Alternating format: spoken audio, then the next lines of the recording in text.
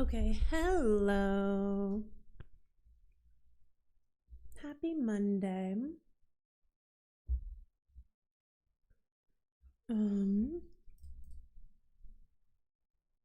There we go. Oh, hold on. Sorry. Those can go away. Okay, hi guys.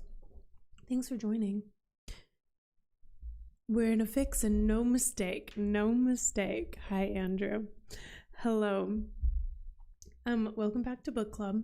Sorry we took 2 weeks off, and last week, I know it was, if you were wondering where I woke up really sick on Monday, and I only had energy to get to my computer, change the date on the live, and then go back to sleep. So I apologize that there was like no announcement that we weren't having stream, that we weren't having book club, but I appreciate the fluidness as we moved things along.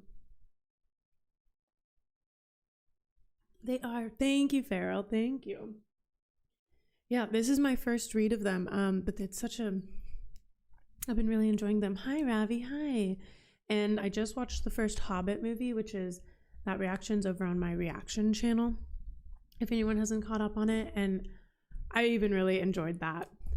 I know there's an interesting thing that I notice as someone who I love to be in a world, but I also don't hold on to worlds too hard. It's more of like a fluid love versus connecting.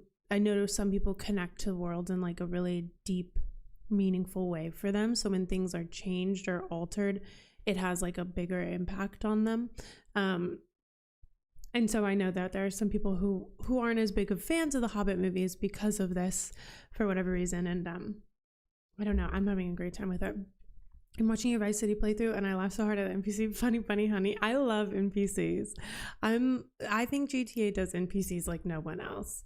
I don't even and I've played I've played Red Dead 2, but I think that Rockstar's Grand Theft Auto NPCs are next level NPCs. So I'm always giggling at them. And thank you for watching Vice City, one of my favorite games. Okay, so we're gonna do things a little differently today because what I've gotten in the habit of is just kind of holding the book and going beat by beat through what happens. So what we're gonna do is we're gonna start with the opening paragraph, and then I've written down the main themes of each chapter that I want to go through. We'll start talking about those. We'll end that chapter by reading the final paragraph, and then we'll do that for the second chapter. So we're reading both chapters we're going through chapters 1 and 2 of book 4, which is the second book in the Two Towers for anyone that's new to this series. And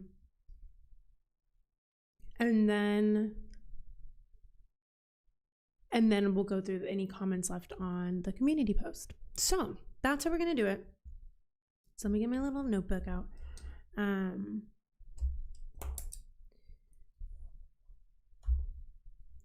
Hold on. Okay. So let's start. The chapters we are going through today are, and I know that I changed the time. I'm testing this time out for myself as one big thing. So whether you're watching this live or you're watching this later, please do let me know. Maybe we'll do 3:30 or something. The 5 o'clock time is at such a time in the day where I'm never able to get anything truly productive done afterwards. I always feel like I'm crunching things in before I want to go to sleep. So I'm hoping that moving it up will be a little bit nicer for my schedule. I need something to hold. Where's my phone? There it is. It's I need something to hold this open. Okay. But I'm hoping that regardless, it will be something you can watch live or you can watch later. So thank you, regardless. Thank you for being here. All right. So we start chapter 1, The Taming of Smeagol. Well, master, we're in a fix, and no mistake. said Sam Gamgee. He stood despondently with hunched shoulders beside Frodo and peered out with puckered eyes into the gloom. So that's where we start. We're starting gloomy. We're starting with Sam. We're starting with Frodo. So something huge right off the bat, obviously, is that we haven't seen Sam and Frodo for a long time. We've, of course, talked about them. They're always in our thoughts. But it really, and I think we talk about this like week by week, but it really truly hit me as I began reading book 4, how long it had been since we'd seen Sam and Frodo. Or actually like been in their seat. And I think for the purpose of the writing, because I know that obviously like for the movie, it made a lot of sense the way that they cut it. And I think the same is true for the book. I think the book is written in a way that makes a lot of sense with the jumping from back and forth in time. And it does, I will say, the one thing for reading, when it's like, now we're jumping all the way back in time to, we're starting at, it's been 3 days since we've seen the rest of the Fellowship. And that feels, there's like a little bit of an, aggravating isn't the right word, but it feels like a stagnant pacing of the story, which is not, and that sounds really negative, and it's not really as negative as it sounds, because what's happening is that as you're reading it, as you're experiencing it, you want, there's this like big ending, right? And something that really, I think, like thickens for me the more I read this series is that the adventure is a character. The getting there is a character in and of itself, and it cannot be rushed, and it cannot be hasty. And everything that happens along the way is incredibly valuable, meaningful, and worthwhile in the story. So that the adventure itself is part of the story. It is, in my mind, a character in the story. And so you have these we have this huge jump back in time, which feels stagnant at the start.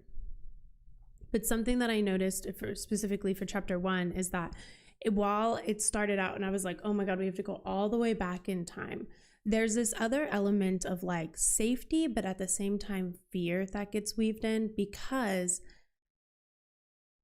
we know how much has happened for the rest of our company in this time already. So we've seen the outcome for Gandalf and for Aragorn and Legolas and Merry and Pip, and we've seen so we know kind of like what's happening between Sauron and Saruman at this time, and that adds this other layer of like knowing and also fear and anticipation, but also like safety. Let's go wild. Hello. We're going through chapter 1, the taming of Smeagol. And I was just kind of going on a rant about how the differences in the way the movie's paced versus the book, and how it feels as a reader and a first-time enjoyer of the story in the book form. And I don't know, maybe I'm wavering on it. Maybe that's why it comes up every time, is I waver on which way I like the story being told. But I see value in both, and we'll leave that where it is. So it's been a while since we've seen them, right? It's been a while since we've seen Sam and Frodo. So we pick back up, and things are, as Sam himself says, gloomy. Well, he says that he's peering out with puckered eyes into the gloom, but I mean, it's a gloomy start. And we also get an immediate like sense of timing. So it's been 3 days since we've fled from the company.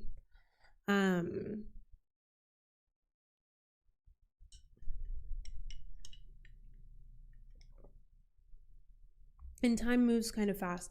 I did find the pacing of this chapter in general to be fascinating. So like I said, we're going to go through, instead of like going beat by beat and page by page, which I think is like kind of takes up a lot more time than it necessarily should. We're going to go through some of the like big themes. So themes or elements or characters, etc. So of course, the first thing that comes up is that we have, of course, this first hurdle we need to get over is we need to get down, but there's a lot of cliffs. There's a lot of rocky areas. It's very unsafe, but we also can't stay in this area where they're going to see us very like easily. And something that comes in really handy twice in this chapter is the elven rope. So Sam's gift from the elves when they left Lothlorien was this rope. I believe it was his gift, at least. And at first, we find this area that we're going to go down. Sam offers to go down, right? So something we need to talk about is like the changing in the relationship between Sam and Frodo, because in the first book, the relationship, and I mean the first, and I mean the Fellowship of the Ring, the first two books rather, the relationship between Sam and Frodo felt very boss and employee. And now we're getting to this part where I do think that they're becoming more friends, where it's not just Sam is doing everything for Frodo, but Frodo is seeing Sam in a different light. I think that's coming through a little bit more in this, is that they're friends. Sam's gift from Galadriel was the little box. He got the rope from some miscellaneous elves. Okay, thank you, Andrew. Yeah, because he said in this chapter, he was like, I took it. He said, I took it or something. And I was like, I thought that was his gift, but it wasn't. You're right. Okay. He got it from the elves nonetheless, and it does come in handy here.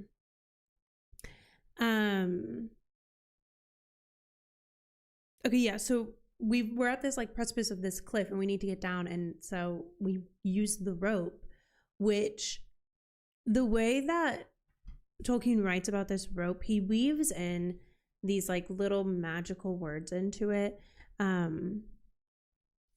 that show that it's like not just a regular rope. So you as the reader are like, ooh, okay, it's going to be fine. This rope is going to help us through, right?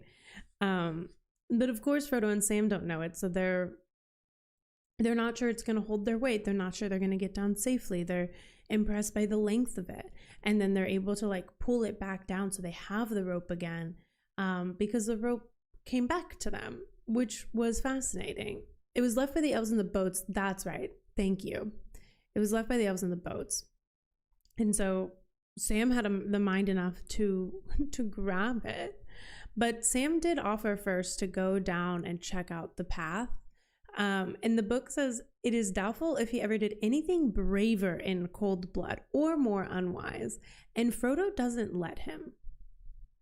So before the rope even comes into play, we see this dynamic where Frodo, I do feel like normally Frodo would let Sam go into put himself first or try something first to make sure it was safe for Frodo. And I'm seeing this change in Frodo where Frodo's taking, I almost want to say like accountability, or like he's taking ownership, or he's taking like, he's holding the pressure and the dangers of this journey on himself. Does that make sense to you guys? The way I'm saying that? I agree. We're seeing a change in Frodo. Yeah. It's like something's shaken up in him. And we do see at one point Sam, and this is in a little bit when Smeagol comes in, Sam calls Frodo, like, notices that Frodo's standing like royally or something. I'll find that quote when we get to it. But while Frodo's going down, we hear this awful shriek, and it freezes their blood, the book says, and then Frodo falls down this cliff. Luckily, he's fine. exactly why. He is shaken up somewhat. I'm not sure we can surmise it at this point. We have guesses, but no definitive answers. Yeah, it's true. It's true. Because I think I did write down that there's a few moments where we get like Frodo, but a lot of these 2 chapters, Frodo is very in the background. It's very much Sam and Smeagol and the adventure as the character, the ring even maybe as a character, but Frodo himself, of course, Frodo's very prominent in the first half of the first chapter here, and then he just kind of fades into the background, which I think is very interesting, because if you have to say I feel like Frodo's always like thought of as the main character. And in the movies, they very much like pinpoint him number 1 main character, but the books don't really take that same approach to Frodo, in my opinion. There came a high shrill shriek. Does anyone else hear the Fran Walsh Nazgul shriek here while reading? Yes. Yes. Vividly, Andrew. Vividly. The writing in these chapters alone was probably some of the most vivid writing we've experienced yet, in my opinion. Or maybe it just, I don't know, something about these 2 chapters felt very vivid to me. I don't know. Maybe it's just where my brain is at when I was reading it. Who knows? There seems a definitive shift in point of view. Fellowship is told mostly from Frodo's perspective. These 2 chapters are shifting away from that. I think there's a talk to have after book 6. Okay, beautiful. We'll have that talk after book 6 then. Yeah, I was just noticing that because I was like, Frodo is very much not like persona number 1, which I do appreciate, because there's so many great characters in these books, and it does make sense now why like the characters in the movies feel so deep, and like even though I think the movies do take more of like the Frodo is number 1 person perspective the entire time, I can see why they were able to create such deep characters of the entire Fellowship in the movies, because the books make each character so deep. Hi, Huther. Hi. Okay, so the shriek comes and Frodo falls down, right? And so he's fine. Everything's fine. Everything's gonna be okay. But this is when the rope comes in, right? So Sam is able to drop down the rope. I just want to look at some of the writing on what the rope was described as. You know what we're getting, actually, now that I'm reflecting even more on this, is with Sam specifically. He's brought up his dad, the gaffer, a few times, right? But Sam is very, in terms of Sam's changes, I'm hoping we're seeing the shedding of others' expectations on him, or others. He sees himself very much through the perception of others. So he brings up his dad a lot, and he's like, oh, this is how the gaffer would feel right now. Oh, the gaffer would be calling me names right now. Oh, gaffer this, gaffer that. And it's becoming a little more apparent to me, and this is just hitting my brain, but it's becoming a little more apparent to me that Sam really struggles to see himself as an individual. He sees himself through the perception of others. He sees himself as worthy via his ability to do or give to people, his productivity, as you could say. I'm not at home on my phone, but I'm listening in, and I'll chime in when I can. Thank you, Huther. I know I changed the time. And for anyone wondering, I'm just trying out a different time. I might push it back maybe to 3:30, maybe to 4:30. We're only going to be able to have one more book club this month because of I don't necessarily have a religion, but my family celebrates Christmas, so I'll be leaving town for a week. So next week we might do 2:30 or 3:30. I'll decide that tonight or tomorrow, and then we'll go from there, but we'll decide for January later. I'm just trying to find a time that doesn't, like, the 5 o'clock was really like impacting the rest of my evening in a way where I didn't feel like I could start or finish a project in time. And I am, as someone who's most productive at night, that was becoming a little much. But, you know, we're going to see. Because obviously I want people to be able to show up. So if they're not able to show up to this time, then we'll all just readjust it. That's an interesting take on Sam I hadn't considered. I always read Sam as incredibly loyal to the people important to him. And I think he is. Sam is an incredibly loyal character. But I do wonder, is Sam loyal because of love? Yes. But is he also loyal because his self-worth is somehow wrapped up in all those perceptions? I don't know. Sam is probably one of the more sneakily complex characters to me, because he does a lot of selfless things, but the way that he talks to himself can be pretty harsh. And it's very interesting to reflect on. It looks a bit thin, but it's tough and soft as milk to the hand. Thank you, Andrew. Soft as milk to the hand is an interesting phrase. I've never put my hands in milk. Although I don't deserve to be hung on the end of one as a warning to numbskulls. Yes, that's what I'm saying. Thank you, Andrew, for those quotes. Sam is really like, yeah, he's pretty harsh on himself. But yeah, I don't know that. But again, that thought had just crossed my mind. So there's been no cooking with that thought. I wonder if Frodo's distancing from us, the reader, is also representative of him slowly losing grasp on his sense of self, while Sam is being strengthened. Huther, that's brilliant, actually. I actually think you're spot on with that. That resonates a lot to me. And makes a lot of sense, because I was wondering why Frodo wasn't like as prevalent of a character as we move through these two chapters. And I think if I had to put one reason why, it would definitely have to be like some sort of representation of him losing grasp of his sense of self. And yeah, and Sam's is being strengthened. Sam is kind of like realizing, or maybe it's like we're seeing Sam mention more and more like things other people are saying of him, or like, you know, I don't know, Sam's relationship to others is feeling very prevalent to me. But I think Sam stays steady as this very loyal person who will do a lot of things for the people he loves. And that is number one and will always be what Sam is to me, I think.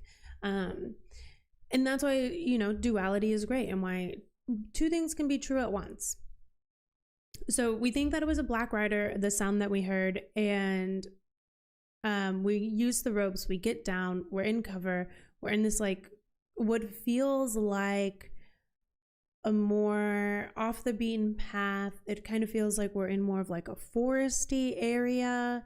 At least that's how it like came into my brain. I don't even know if there's a single mention of a tree actually, but my brain was like, we're in a forest. Can't explain that to you. But something to note. No, when Frodo fell down, why did he lose his sight? And then when he saw the rope, his sight came back. And Frodo's like, do you know, I thought for a bit that I had lost my sight. A whole page without the mention of a tree. Is this even Tolkien? I could be wrong. There could have been mention of a tree, but I'm like, maybe I made all that up. In my mind, I was like, I think my mind took that. I know we're looking for a place where we're not as visible, because if we're out on like a high open plain where the sun can see us, then we're really incredibly visible to orcs or whoever's looking for us. And if we're like down below, I don't know why I thought concussion can damage you slightly. Yeah, that is true. That a concussion can damage your sight. So I suppose it could have been that. That could be true enough. Yep. Okay, I did really like Sam has been coming out with some interesting word choices in this chapter. He says ninny hammers. Have you guys I don't know why it's like these weird I want to say they're like curse adjacent, but they're not curses. They're just kind of like an exclamation of frustration. But ninny hammers is probably the funniest thing I've ever read in my life. He followed by noodles, my beautiful rope. There it is, tied to a stump, and we're at the bottom. And you know, it's in this moment, I'm also realizing that Sam's energy and personality is like still a little lighter. It's a little more effervescent. And Frodo's energy here is very gloomy, heavy, dark. They're definitely Britishisms. We string words together like that. Okay, that makes sense. British are Britishisms. Okay, so the rope comes back down. So the elven rope was one of the big things I wanted to talk about. It does come back here in a second, because now that we're down here in safety, we think that we've like gotten off of the path of Gollum, which was like Sam's number one thing. Sam, I think Frodo's thinking like is really Frodo's feeling very overwhelmed with like end goal, and I think Sam was taking on the kind of like more the closer threat, because Frodo's very much in his head, and I think what's in his head is like getting all the way to Mordor. And also, like, I do agree with Huther that we're seeing this shift in Frodo, and there's a very like the ring quite literally like weighs down on him at the end of our reading today. So there is also this like the effects of the ring are starting to seep into more and more of Frodo, in a lot of different ways. So, but Sam is thinking more of like the present threat. The present threat is Gollum. And so he's like, okay, now we're probably off the beaten path. Gollum probably can't find that. But of course that's not true. Because down the face of a precipice, sheer and almost smooth, it seemed in the pale moonlight, a small black shape was moving with its thin limbs splayed out. Woozy, I've already answered your question in one of your comments, but it will be up tomorrow.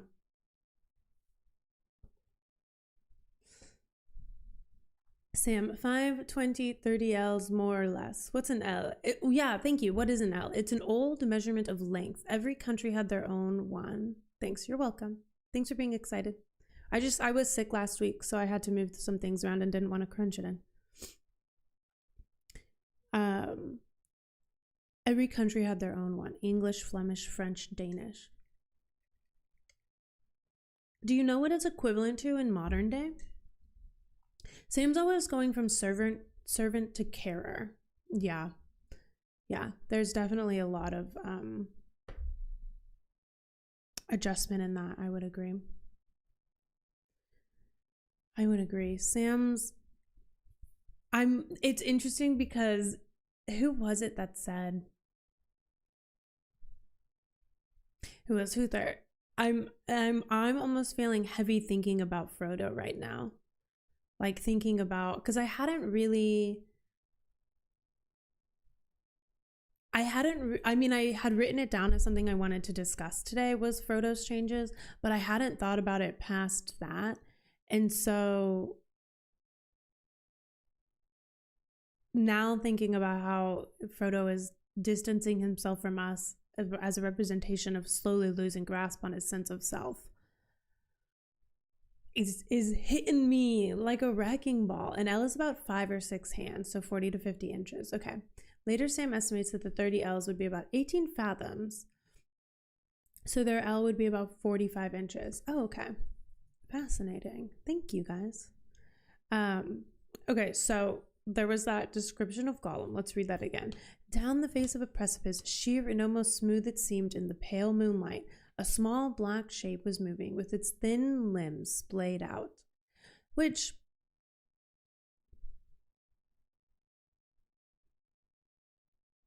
I think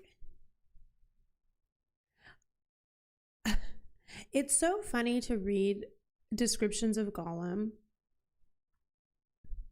because he really is such a like creepy little critter, isn't he? You hear the Howard Shore's evocative Cymbalum, Hummer Dulcimer theme.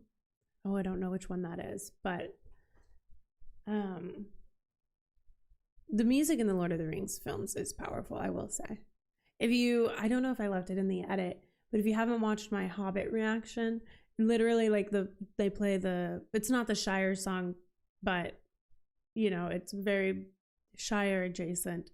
And they open up with a very familiar melody, and I was just like grinning ear to ear thinking about the Shire and thinking about Lord of the Rings. It was a wonderful experience. Okay. So Sam decides he's going to go take it upon himself to have a word with Gollum. And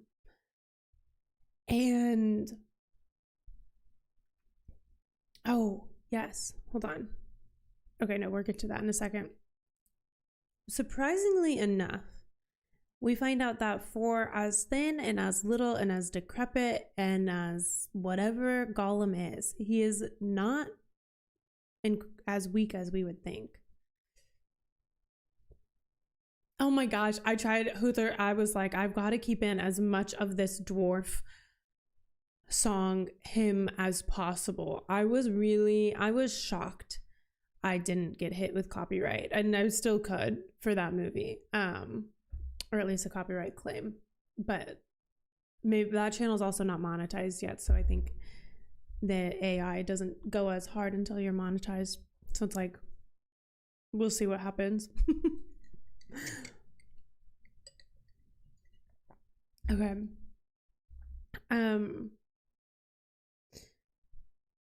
Sam jumps Gollum for the, not even lack of a better term, but that's exactly what Sam does. But Gollum is not as like weak as I would have imagined. So Gollum's fighting back.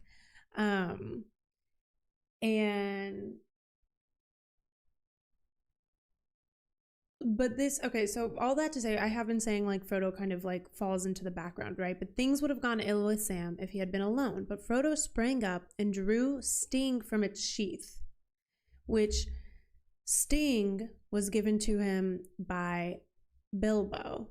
So Sting and Gollum have met before, and Frodo wastes no time reminding Gollum of this. You've seen it before once upon a time. Let go or you'll feel it this time. I'll cut your throat. Okay. By the way, meeting Gollum. The date is now February 29th, and Book 3, Eomer is attacking the orcs near Fangorn Forest, and Merry and Pippin are just meeting Treebeard. Thank you, Andrew. Thank you. I was trying to piece it together in my head, and then I overwhelmed myself. So I was like, I know the times are overlapping, and I'm going to let it be, but thank you. I actually appreciate that. Not that there's ever really anything you guys add that I don't appreciate, but just to be said. This is Sting. You've seen it before once upon a time. Well, yes, and we've seen it. I've seen it in the Hobbit movie now. Yes. Even though that encounter is different than I feel like the Lord of the Rings books told us it was, but so let's talk about the character of Gollum, because we've seen in the I think Gollum is one of them. This is going to be a thing, isn't it? Every chapter is my favorite chapter, and every character is going to be one of my favorite characters, aren't? Well, it just is what it is. I have a lot of favorites, and I don't have a lot of hates in life, and that is just a downfall, but also one of the beautiful things, because like there is a beauty to not like feeling a lot of critical thoughts in terms of like the creation of things. But then at the same time, it's like, I admire that people can see things in a more critical view than I can. And sometimes I'm like, I wish I could notice things like that. Tolkien put a lot of work into keeping his timelines correct. Yeah, he did, Pedro, and it shows. And it shows. Appendix B helps a little with those dates. Thank you. I will keep that in mind. Yeah, because it's very, like, we definitely got, I highlighted probably every time they like time marked for us in the second chapter. Okay, so Gollum as a character, we've heard a lot about. Have we really gotten a lot of like firsthand moments with Gollum yet? Well, we're about to. So we're seeing this. He backs off very quickly once Sting comes out. Don't hurt us. Don't let them hurt us, precious. They won't hurt us, will they? Nice little hobbitses. We didn't mean no harm, but they jump on us like cats on poor mice. They did, precious, and we're so lonely, Gollum. We'll be nice to them, very nice. If they'll be nice to us, won't we? Yes, yes.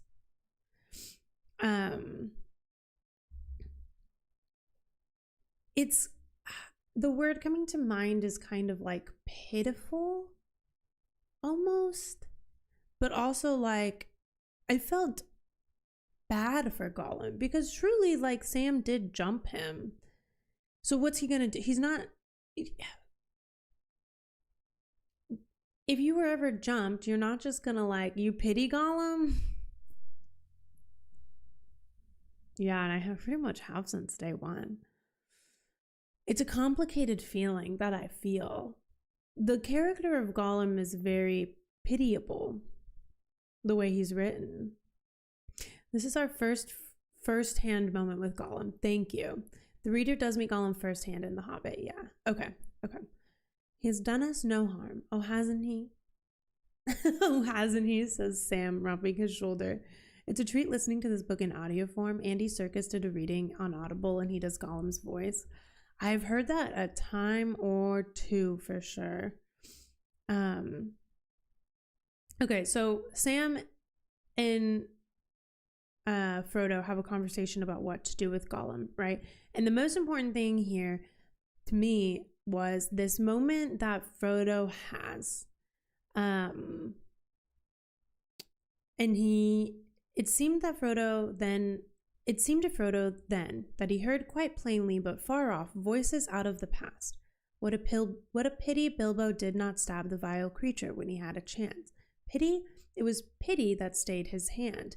Pity and mercy, not to strike without need. I do not feel any pity for Gollum. He deserves death. Deserves death, I dare say he does. Many that live deserve death, and some die that deserve life. Can you give that to them? Then be not too eager to deal out death in the name of justice, fearing for your own safety. Even the wise cannot see all ends. Am I correct in... Is that Gandalf? Gollum suffers due to the ring as well. The ring brings only misery, so you can feel for Gollum to a certain extent. Yeah, there's definitely a moment where like the pity stops for Gollum as the story progresses, but we haven't quite got there in the books. The role of pity in these stories is so fascinating. Yes, it is. Okay, I was like 99% sure, but I have been wrong in the past, so... Sam stared at his master, who seemed to be speaking to someone who was not there. And something that I wrote down was, we have this talk. So there's this big conversation around how Frodo is able to go on this journey. He was given the responsibility of this because he is like a very special hobbit, and I don't want to say he's like better than everyone else. That's not really what I'm trying to get at, but like he's like one of the best, I think is what Gandalf calls him, right? And I just have to say, there is definitely, I do think that Frodo has this like sense of right and wrong that definitely seems to be like more pertinent than for others, or an ability to like see the right and the wrong or whatnot. But Frodo would not be able to go on this journey. Frodo would not get as far as we know that he does if he did not have the company he had around him. And that's incredibly powerful, because if you look at like the world around you, and I really do like to like consider the impacts of things in books in my real life and whatnot, and how stories like translate into my real life. So I'll go on this little rant and then I'll be done with it. But like, as humans, if you surround yourself with people whose morals are a little more wavery, or who they don't stand up for things or whatever, like, you will think that's the norm. And so you will do kind of the same because you're not being held to a higher expectation. And like this moment where Frodo's remembering a conversation with Gandalf is very interesting to me, because it's not even like he's being told what exactly to do. He's just being given a piece of wisdom, and then he gets choice. He gets free will on how he moves forward in relation to, does he kill Gollum or does he let Gollum live? But it's the impact of the people around him that also keep him on the path he goes on, that give him the strength, and that strengthen him in times of weakness, or remind him of who he is or what he stands for in those times of weakness or in those times of doubt. And that's incredibly powerful, because Frodo is not doing this alone. That's why it's the Fellowship of the Ring and not the Frodo of the Ring, right? Frodo wasn't given the responsibility, he volunteered. Well, yes and no. There's a lot of things in this, like, I don't know, there's a lot of like wise-isms that are like, and I think Gandalf treats it very well, where he's like, yeah, you were going to do it anyway. We just wanted to give you the choice. So like, I don't know. From the shadow of the past, thank you, Wild. Elrond does seem to think it's important that he volunteered. Absolutely. I think that the fact that Frodo volunteered is important, but I also don't think Frodo volunteering, well, and here's the thing, Frodo, like, what was the intention of Frodo's agreeing or like offering to volunteer, you know? It's not as like straightforward there for me. In Tolkien's initial ideas for this part, written around the time Tolkien was writing the chapter about fellowship, leaving Lothlorien, Frodo crosses river alone. Sam follows him. Gollum is tracking Sam, thinking he is tracking Frodo. Frodo hears someone following him and puts on the ring, but turns out to be Sam. But then at that moment, Gollum ambushes Sam. Frodo removes the ring, and the two of them overpower. Oh, wow. So in the original, they weren't even together at this moment. Some Silmarillion context, Gandalf was sent to Middle-earth because specifically of all the wizards, he understood and learned of pity from Nienna, who was essentially the goddess of mourning and pity. Hi, Nax. That's beautiful. The hobbits are the only group that no one distrusted. Also, Frodo is a Virgo. He is a Virgo, isn't he? Yeah. I think, and you guys don't know, the Frodo volunteering is of importance, but you can volunteer for something and not follow through on it. You can volunteer for something and become corrupt. What I'm saying is Frodo is not like on an island. Frodo's not able to do what he does. Frodo would not be able to get to the end of this story alone, is what I'm saying. I think he would absolutely be overtaken if he didn't have like the wise people that had surrounded him in life prior to even finding the ring, etc. I don't think he would have been able to do it. Because it's your moments in life that make up who you are and where your morals lie. So it's not all just like getting of the ring. That's how he was raised, and he was raised by Bilbo. There's a good bit of predestination in Frodo's part of the story as well. Yeah, no oath shall bind you to go further than you will. Frodo definitely needs help and support. There's no doubt about that, yeah. And that we can all agree. In that we trust. Hold on, I've got a second coffee. Don't worry. I don't have an addiction or anything to coffee. Not at all. Okay. But I just think it's like, I don't know. I don't always think that the like other characters get as much credit as they should, because like Frodo, not to say that Frodo's nothing without them, but like what would Frodo have done if he hadn't had this conversation with Gandalf? I imagine he would have killed Gollum. And would he have been wrong to kill Gollum? Not necessarily. But it is interesting. So Gollum is a very interesting character to me, because he's like he's very like pitiable, and he's almost like feeble, and you can tell he's struggling, and you like, Gollum is very far into the effects of the ring. I will say something that struck me harder in the movie than in the books is the way Gollum gets the ring, and the fact that to get the ring, Gollum killed his friend. That, I think, in the movies was a turning point for me, but we learned that so early in the books that, like, even though I know that, and even though, like, I can sit here and tell you this moment and be like, that's an awful moment, and he did that before he was around the ring a lot, so how can you say that was the effect of the ring? Wouldn't that just be Gollum? Or Smeagol, rather? Wouldn't that just be, like, the person Smeagol was? Of course, the effects of the ring are incredibly powerful, so you could say, like, maybe a little bit apart, the ring impacted that, but, like, you learn it so early on in the books that, like, even though I know that fact so deeply, as I'm reading Gollum here and now, I'm still making excuses for him. I'm still believing he's this, like, not that bad, that his intentions can be okay. And to be fair, he does really struggle with the Gollum and Smeagol of it all, and the two sides of him. But it's still, I don't know, I have such complicated feelings about Gollum. Give us the coffee, precious. Gandalf points out that Bilbo began his time with the ring based on pity, while Gollum, it was based on murder, and that is a key difference. Yes, it really is.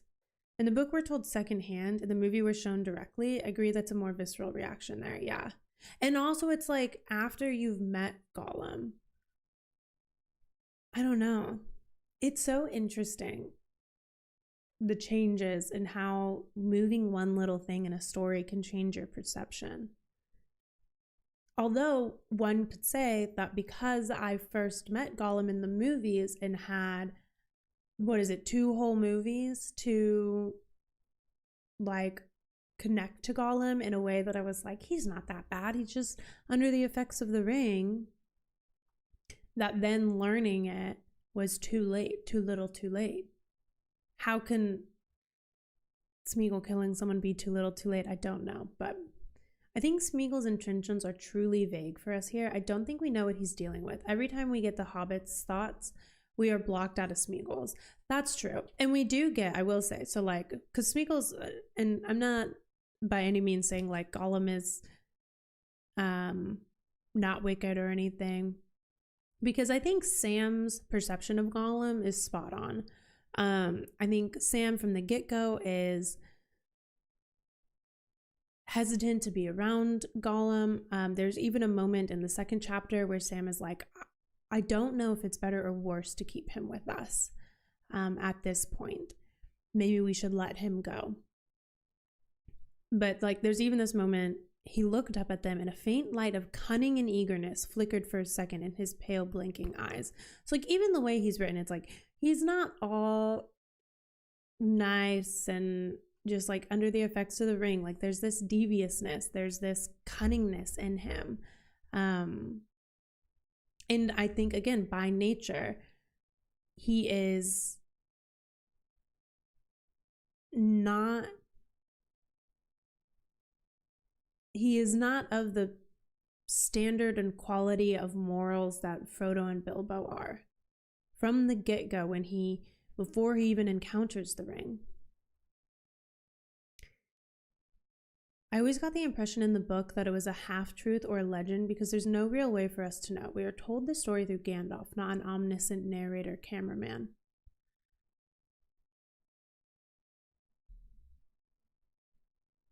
Fair enough. Fair enough. Yeah, I don't know. Gollum is such a...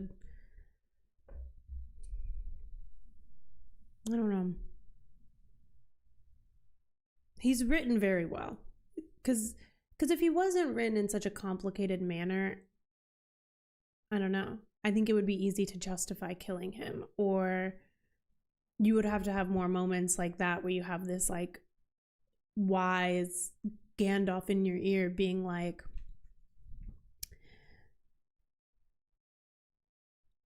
can you give that to them?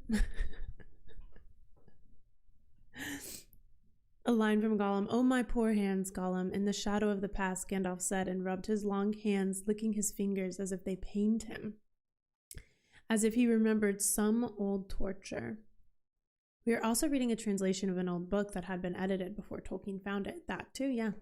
I hadn't considered that Gandalf might be lying. I always trusted that Gandalf's version of the story must be correct because of wizard powers or something. Yeah, I'm right there with you, Wild, and I think an indictment of the death penalty, Gandalf's words were.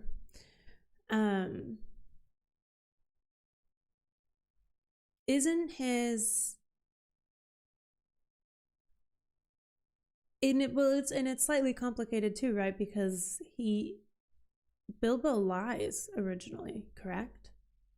We're still talking about the god. Oh, or are we talking about Smeagol killing Deagle? I don't think Gandalf would be lying specifically, more just how would he know for sure? I don't know if he could. Like he's pieced it together. Yeah. It's an interesting... Why is characters have to be written in such an interesting way, right? Because like there's this one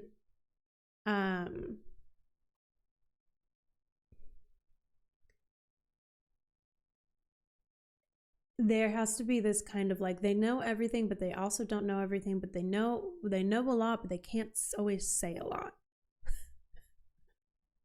And it was very like the first Hobbit movie. I went on like a little bit of a tangent on it, and it got edited out of the reaction that went live on YouTube. But I went on this like long tangent after it's Saruman and Lady Galadriel and Gandalf having a conversation, and like they're just like Lady Galadriel and Gandalf are very like they don't give a lot of opinions. They just kind of like say these like fluffy like wise things, and then there's a lot of gray area.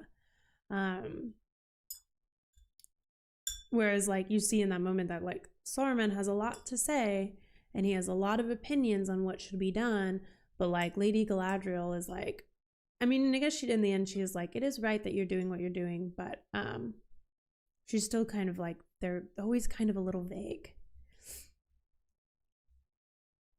I figured Gandalf would know because of vague and nebulous wizard powers, but due to the soft magic system here, there probably doesn't actually make sense. I mean, even the wise cannot see all ends. I think it's a good discussion to have regardless. Because like where does the wise... I don't know, there's like the distinction between wise and all-knowing, right? And the soft magic system, I don't know if that's like the first time I'm just hearing that, and that's like what it's known as or what, but that makes a lot, that calling it like a soft magic system makes a lot of sense to me. It's not the wise carrying the ring right now.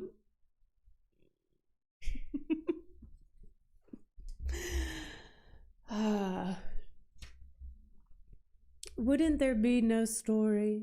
No offense to Frodo or Sam. Hey, Samwise Gamgee. It's in his own name.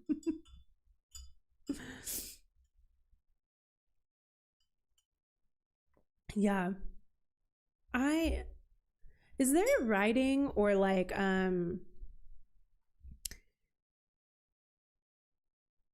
I'm very curious on the creation of like the magic of this world. Is there any like specific writing on that, or is that all just kind of like in Tolkien's head?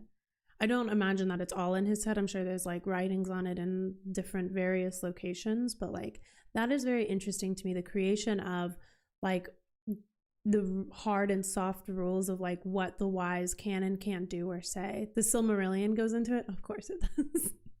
God damn it. One day. Also, Sauron and Saruman were probably working to deceive, obscure, and cast doubt on Elrond, Gandalf, and Galadriel, etc. Soft magic, yes. Oh my god. Can I tell you that watching the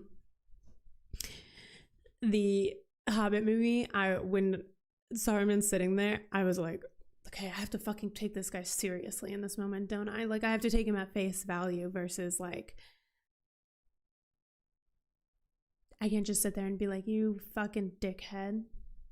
Sorry, that was a lot.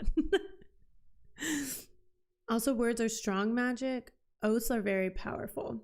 A soft magic system is one in which the rules of magic are not defined for the reader, so it can't be used to get out of every problem ever. It operates more in the background. Okay, thank you. I don't know, that pause there was that like sentence sinking in. The world itself is based on language and song, both in universe and out. Okay, I think an ad just started, so I'm gonna give it a minute, but that's okay because I'm gonna collect my thoughts on where we're at in the story.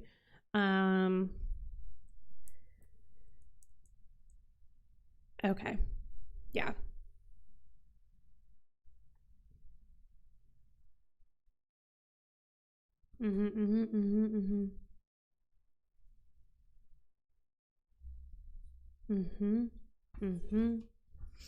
Okay, because we're almost done with this chapter. Okay, so the last few things in this chapter that I want to, like, themes that I want to talk about is that we've got this theme of like trust. We've got this theme of gentleness with Sam that comes in, and then we have this the theme of darkness, which I think the theme of darkness gets really heavy in the second chapter, or becomes more potent in the second chapter. But we have this like slowly but surely, and this is so true for life, right? Like, we have Gollum, and even though Gollum is admittedly, and we see it firsthand, like struggling with like staying true to his word, we can kind of like trust him a little bit. So it starts with us like not being able to sleep both at the same time, and then Frodo and Sam both accidentally fall asleep, and it turns out like we're still alive, it's fine. Gollum didn't eat us. He kept us alive. And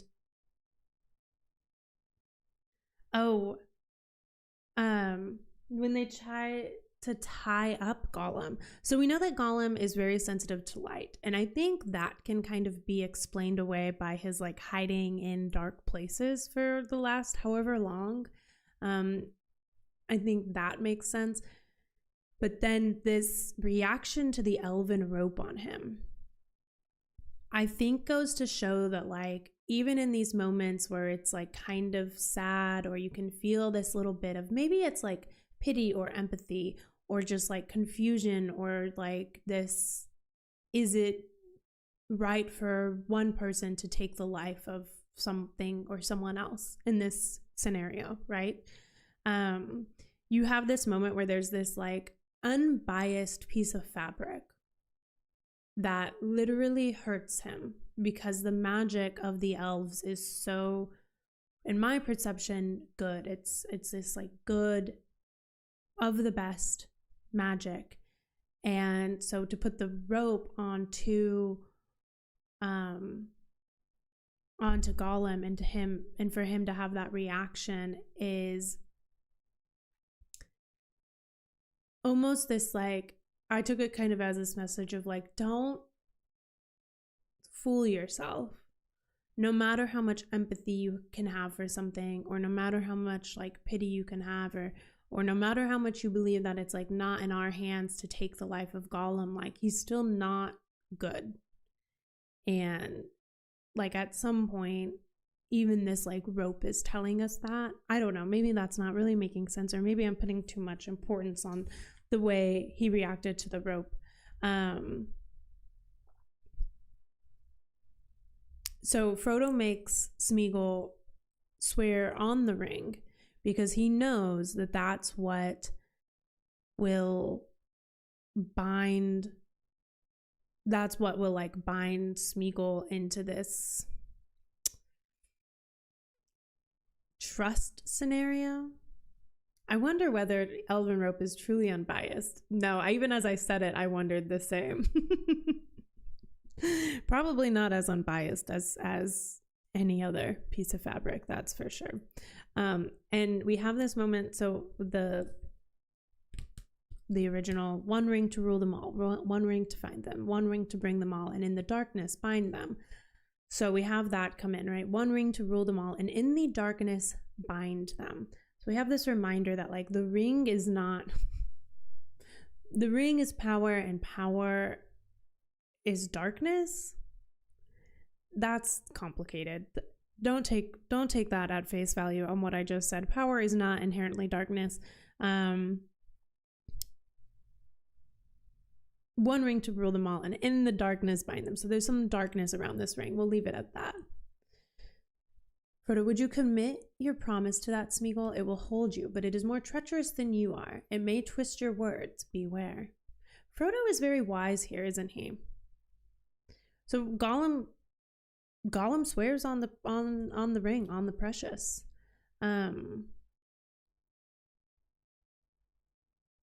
Oh, and this is where, so this is the last thing really in this chapter but we have this moment where, and we talked about this beginning, the changes in Frodo.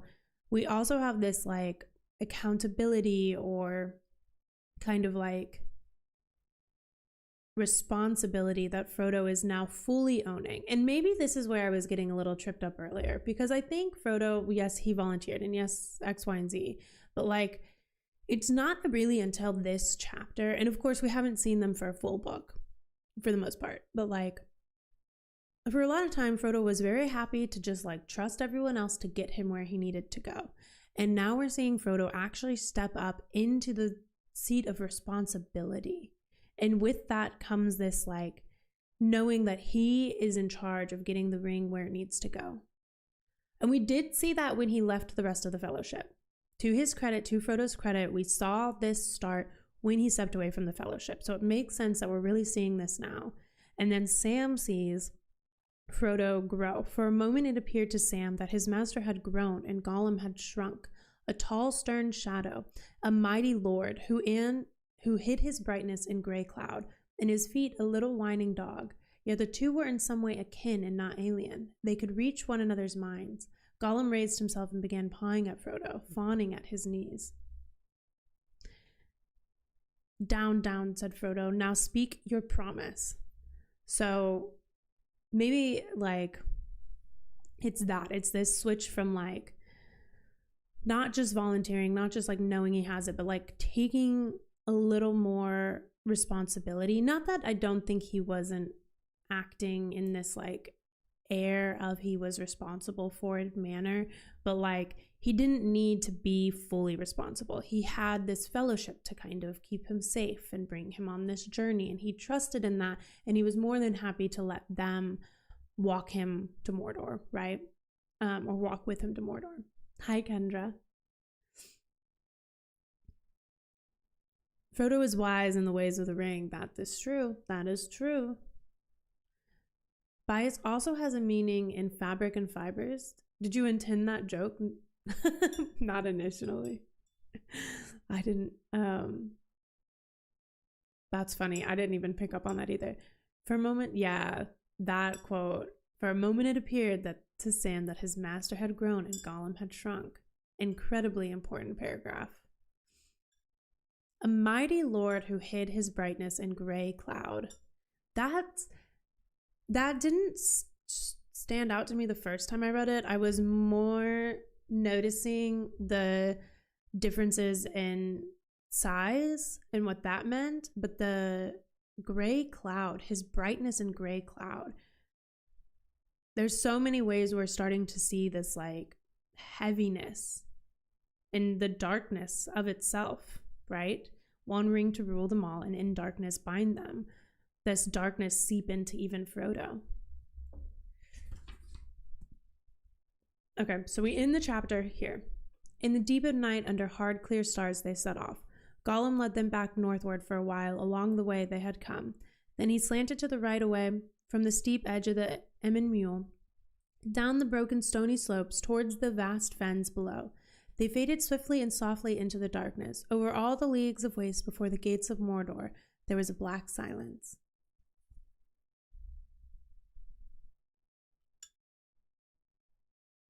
The ring gives power according to someone's own personality and stature. Ooh, so the ring itself impacting the moment there, huh? I mean, it's a powerful ring. It's a powerful ring. I did get a little ahead of myself in that trust conversation because that wasn't necessarily a part of that first chapter. It's a part of this second chapter. So for those that are joining now, the way I kind of restructured the way we're doing these. It's more of, I've written down like a few of the themes that happen. I'm still using the like progression of the story to go through those themes, but less like going page by page, because I was realizing these were getting a little long because we were doing a lot more like reading right from the book, which I felt was kind of a cheap way for me to discuss the story versus like adding, and I didn't really feel like I was adding a lot of value. So I've been thinking about that a lot. So what we're doing is we're reading the first paragraph, then we're kind of breaking down a few of the themes that I noticed and discussing, and then we're going to end by reading full out whatever you guys put in the community post. So just for anyone that's joining, and again, I know I changed the time, so more to come on a standard time. We will be meeting next week. I don't know what time yet. I might poll you guys on that. But regardless, we're starting chapter 2, the passage of the marshes. So Gollum moved quickly, with his head and neck thrust forward, often using his hands as well as his feet. Frodo and Sam were hard put to it to keep up with him, but he seemed no longer to have any thought of escaping, and if they fell behind, he would turn and wait for them. After a time, he brought them to the brink of the narrow gully that they had struck before, but they were now further from the hills. So, what I had mentioned just slightly previously was this kind of like rush into trust. We have no choice but to give up a little bit of trust or like lean into trust a little bit. And you kind of see it like at first Sam being the one who's like very hesitant about Gollum. And I said this at the beginning. I think Frodo and Sam balance each other out in this because Frodo is very wrapped up and feeling the need to think about the end goal, which is getting the ring to Mordor. And Sam is very cognizant of the crucial current dangers surrounding them. So we have someone thinking kind of big picture and someone thinking kind of immediate danger, and it balances out really well. And because you do kind of need that. But so Sam is very hesitant about Gollum, but we see this need to trust and believe that, you know, we can sleep, we can rest, we can kind of move through this journey with one eye peeled open, always looking at Gollum, but not fully in this moment, feeling that he is the biggest danger. Like we can lean into the help that he's giving us at the very least. Have a great night. Huther, thank you. I've got to run. I might be able to check back at the end, but I have a lot of fun while I was here. Thank you for joining. Thank you. If you aren't able to make it back, I hope you have a great evening. Smeagol used it to sneak and find out secrets. Isildur would have used it to rule. Gandalf was tempted to right wrongs. Yeah, in the darkness that binds them all. So even as we've heard Gandalf say, like, even with the best intentions, the ring will have negative impacts. By the way, I quite like the previous page by page because it sometimes gives more context to some minor line I would like to emphasize. Just my opinion. I know the meetings were getting to be like nearly 3 hours long, even at just 2 chapters. So it was kind of, it's good to know that's how you felt. I'll try to find like a nice happy medium. Because that is kind of like the length of it was just kind of feeling, and there's a lot of like copyright around just like reading the book. And while I know like you can probably get away with like reading more, and if they just like don't find that you're just like reading the book, it's for the most part like if they don't know, they can't strike you. But you know, I'd also was just kind of feeling like uninspiring for me. Andrew does have a knack for pulling out the minor lines that matter. I've admired that too. And same.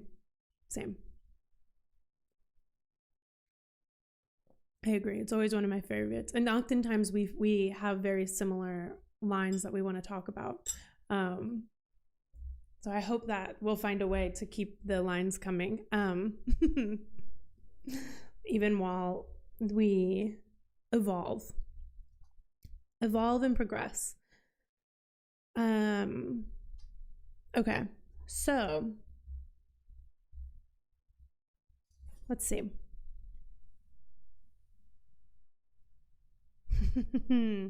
Okay, so we have this flashback, right? And again, there's this trust, but also this like can't trust fully. So I might be kind of like not making as much sense with that, but we have this moment where Gollum is coming back to this riddle that he'd once shared with Bilbo. The cold hard lands, they bite our hands. They gnaws our feet, the rocks and stones are like old bones, all bare of meat. But stream and pool, is wet and cool, so nice for feet, and now we wish. What do we wish, he said, looking sidelong at the hobbits. We'll tell you, he croaked. He guessed it long ago, Baggins guessed it. A glint came into his eyes, and Sam, catching the gleam in the darkness, thought it far from pleasant. Keep the lines coming.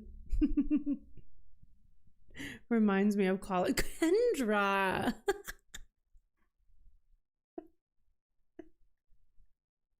You surprise me. But truly do keep the lines like it is one of my favorite parts. And I do really appreciate that you do always pull out some of my like favorite lines as well. In an unexpected journey, the filmmakers did not include all of the riddles between Bilbo and Gollum from the book. The first 4 lines of this poem about fish was posed by Gollum as a riddle and only solved by Bilbo when he stepped into Gollum's pool and a fish jumped out. Thank you. Because even when I was reading this, I was like, I don't remember. And this was one that was cut out, right? But stream and pool is wet and cold. These lines, slightly modified, were used for the Smeagol song at the Forbidden Pool. Okay. Slightly modified. What I did find important here, aside from this like flashback to Bilbo, is this Sam continuing to catch this gleam of darkness, this gleam of cunningness in Gollum. Alive without breath, as cold as death, never thirsting, ever drinking, clad in mail, never clinking, drowns on dry land, thinks an island, is a mountain, thinks a fountain, is a puff of air, so sleek, so fair. What a joy to meet, we only wish to catch a fish, so juicy, sweet. I was in college in the 80s, what can you expect? I loved it first, and I just expect you to be you. That made me giggle. The first 4 lines of the poem about fish was posed. Oh, sorry, I'd already read that. I'm feeling like hasty and drinking my coffee because we're getting to a time of the day where I really shouldn't be having coffee. So I'm like, I've got to finish it before it feels illegal to drink this. Regardless, the caffeine, it doesn't really matter because at this point, the caffeine is going to be in my system well into the wee hours of the morning. I do this to myself every week, nearly every day. I do like that Smeagol Gollum calls the sun the yellow face. Is this just a representation of how he's kind of like withered away, or just kind of like a funny thing? Just to clarify, the streams and pool made it into his pool song. The alive without breath was the missing riddle one. Thank you. Thank you for clarifying. Okay. So, sorry.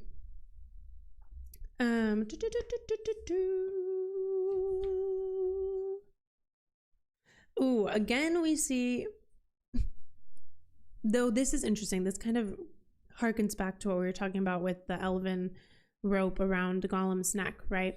So we being Sam and Frodo have the lembas bread still, and not a ton of it, but enough, and we offer to share it with Smeagol, and we give him some, and he can't eat it. He thinks it's disgusting.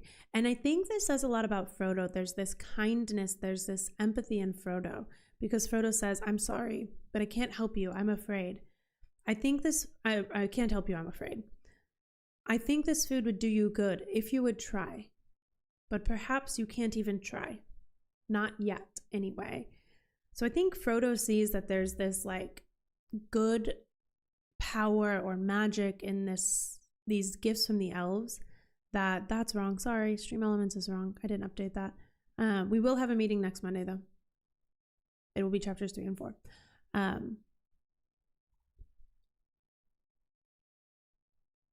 But Frodo is like, maybe someday you can accept this goodness in you. But like Frodo is recognizing maybe that like Gollum, Smeagol is not necessarily like bad for the sake of being bad or evil, or the darkness in him isn't necessarily all of his own soul, which I think says a lot about Frodo's character. I think the reference to Yellowface and Whiteface is meant to show a degradation in Smeagol Gollum. Yeah, that's kind of what it felt like to me. Like there's this distinct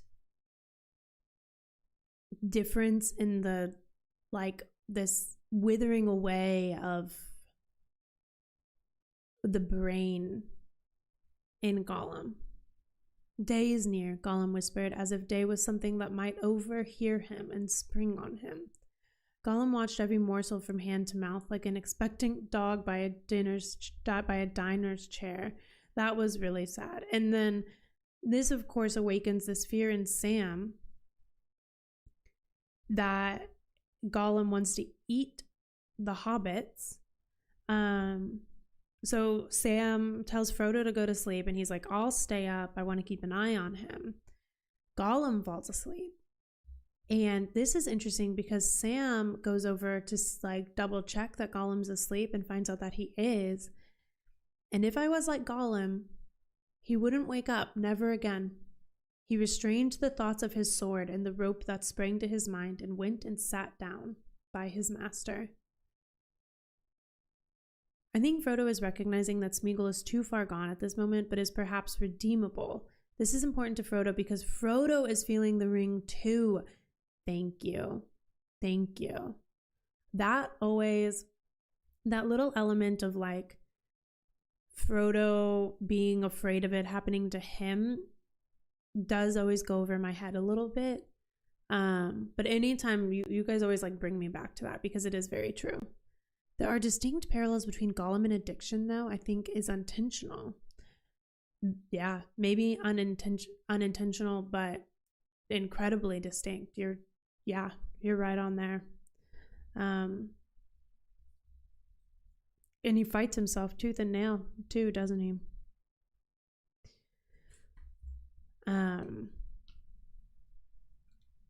Okay, so Sam ends up falling asleep.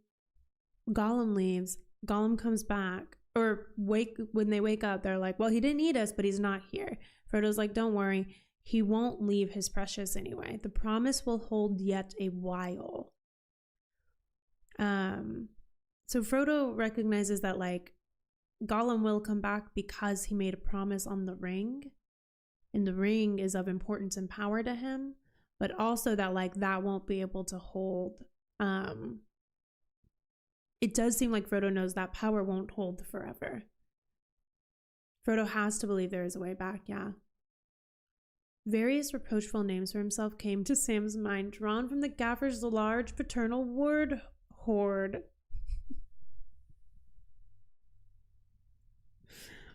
The Entmooch is staring. Okay, so it's a February 30th. So at this moment, the Entmooch is just starting. Aragorn, Legolas, Gimli meet Éomer, and he tells them that he had attacked the orcs and left none alive. Okay, so that's the parallel of where the rest of the Fellowship is, or some of them rather. Yes, but again, I said this at the beginning. We see this.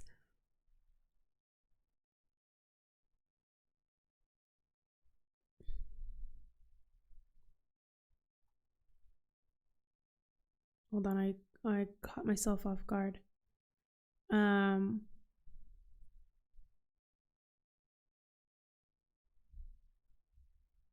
Yeah, again we see that Sam holding the words of his father, the gaffer, and like the high expectation Sam has for himself.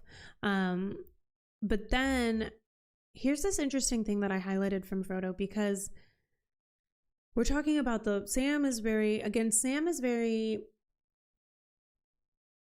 cognizant of the closer dangers, the closer hurdles they need to go over, the story as it is right now. And Frodo is very wrapped up in thinking about the end goal, right? And so we see that very heavily here, because Sam's thinking like, how long can we make this Limboss bread last? And we need to be maybe a little more careful with it. And also like, what will we do once we do get there? And how will we get back? We may not have any food. And Frodo is just like, I do not think we need to give thought to what comes after that. To do the job, as you put it, what hope is there that we ever shall? And if we do, who knows what will come of that? If the one goes into the fire and we are at hand, I ask you, Sam, are we ever likely to need bread again? I think not. If we can nurse our limbs to bring us to Mount Doom, that is all we can do, more than I can, I begin to feel. So I think it was Huther who said it. We have this because like Frodo is becoming more and more distant as a character, and how he's written and in how we interact with him right now. And it's very much is becoming apparent to me that it is the heaviness, this darkness, this stress that he's holding. He's very in his head right now about the ring, about the responsibility and the potential, I think, although it doesn't come right out and say it, but that like this might be something we don't return from. There may be no mission, there may be no moment after getting the ring to Mordor, if they can even get the ring to Mordor, he says. And that's incredibly chilling, and also important to notice that like how big Frodo's thinking about this.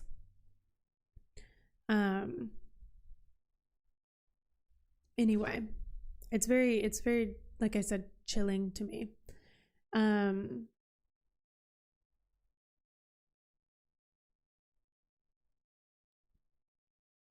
Yeah.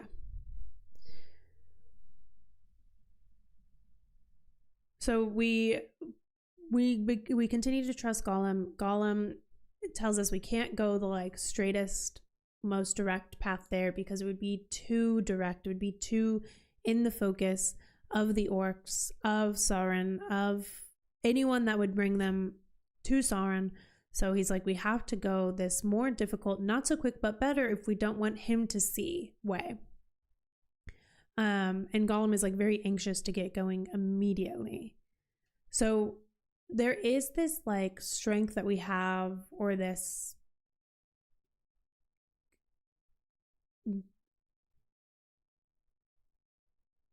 power we have because we have Gollum with us, right? But he also is like very in tune with this area, because he's been here and he's been caught here and he's been released and he's found other ways around. And we have this moment of this like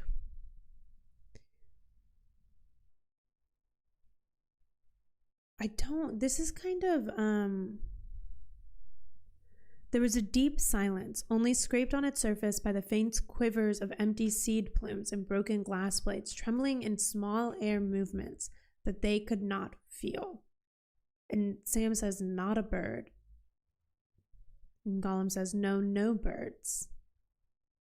Gollum does bring our hobbits information that they and we otherwise would not have. Yes, absolutely. What Gollum was chewing, they did not ask or like to think. Worms or beetles or something slimy out of holes, thought Sam. Well, lucky us, they chose to show it in the movies. Ugh. When Gollum eats the fish in the movie, it's like they really showed all of that just for why? Just for why? Just for why? Okay, so there's this really deep theme of heaviness. Presently it grows altogether dark. The air itself seemed black and heavy to breathe. But then we're going through the dark marsh, right? Or the dead marsh. And there's these lights coming. And Sam feels like he's like losing his mind. So he asks Gollum, what the frick are these lights? And Gollum is like, don't look into the lights. We come to find out that they're like the candles of corpses. Don't look, don't follow them. And we find out that Frodo is standing lost in thought, looking at the pale lights. His hands hung stiff at his sides. Water and slime were dripping from them. And so Sam has to go kind of like break Frodo out of this trance. And Frodo says, all right, as if he's returning out of a dream. And it's very eerie. It really sets this like very eerie scene. And again, we're seeing this kind of like very distant Frodo. How perfectly does the line set the scene. The only green was the scum of livid weed on the dark, greasy surfaces of the sullen waters.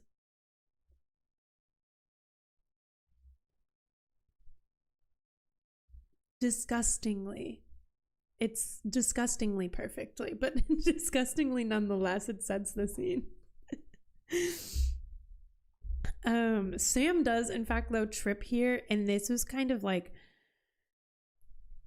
I know it's just so eerie that he like trips and then he sees all these like dead faces in the water, and then Gollum and who is it that says, I know not who they are, but I thought I saw their men and elves and orcs beside them. And then Gollum is saying there was this battle long ago, and that these are their graves. And it's just so eerie to be like knowing that we're walking on this land where there was a battle and there's this death all around us, and death of so many different races that were fighting together, and fighting together for what, and fighting together for why. And I mean, I think we kind of know deep down, right? The Dead Marshes were based on Tolkien's experience on the battlefields of the Somme in World War I. That explains why it is so deeply eerie.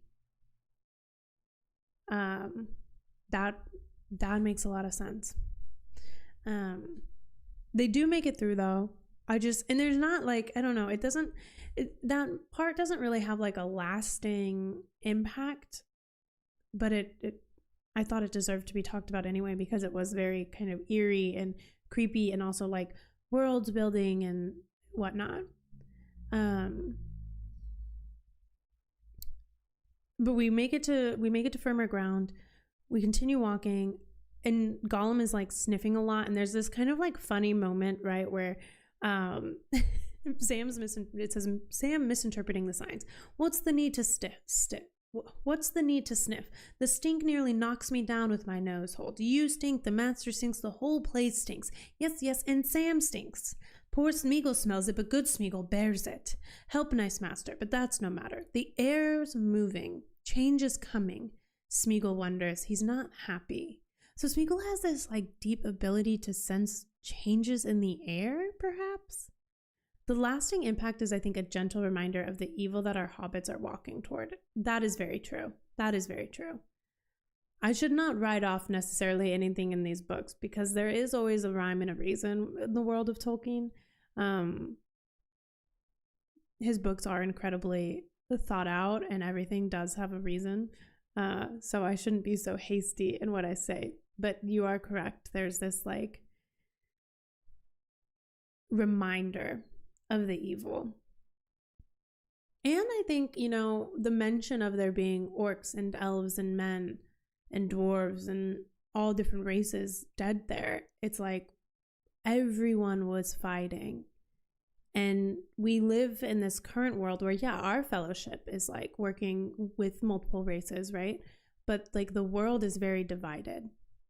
So like the elves don't trust the dwarves and the hobbits, like everyone just like kind of trusts the hobbits, but some people don't even know about the hobbits. And so it is very interesting that it is kind of like a parallel of the last time we maybe saw everyone working together, there was a great battle, a great evil that we were fighting against. And here we are again, together, putting our differences aside, putting our past aside to fight together. Going back to the Somme for a minute, war vets have said battlefields have a distinct smell of death and decay to them, which is hard to capture. Oh, I can imagine. I would not ever want to smell that. That's gripping. Thank you for sharing that also, though.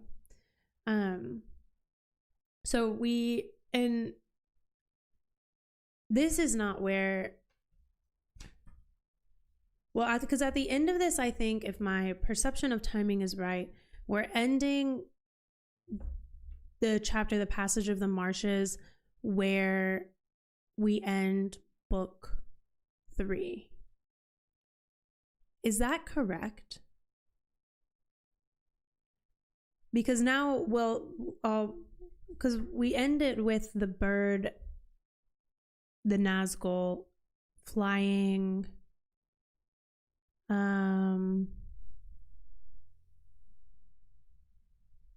Where does he fly? Which way does he fly? It says like east or west. It's very specific about it. Originally, the passing of the vast wings shaped over them was going to hook up to book 3, but more days were inserted so in case it flies back to Mordor again. Oh, interesting. Yeah, because we get one flying over them now, right? Where we are now, a bird flies over us. But I think in this moment it flies back to Sauron, I mean. And then it was gone, flying back to Mordor with the speed of the wrath of Sauron.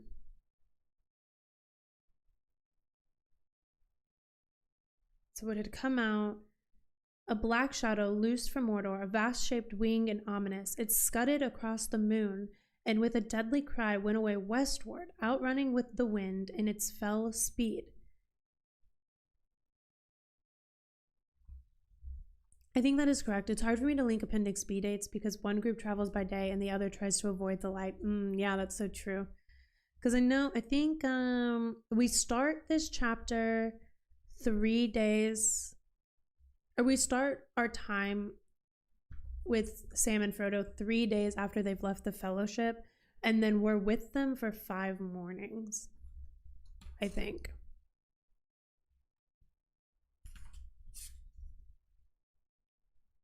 Unless we fall asleep again, unless there's a 6th day. Unless this all happens on the 5th day.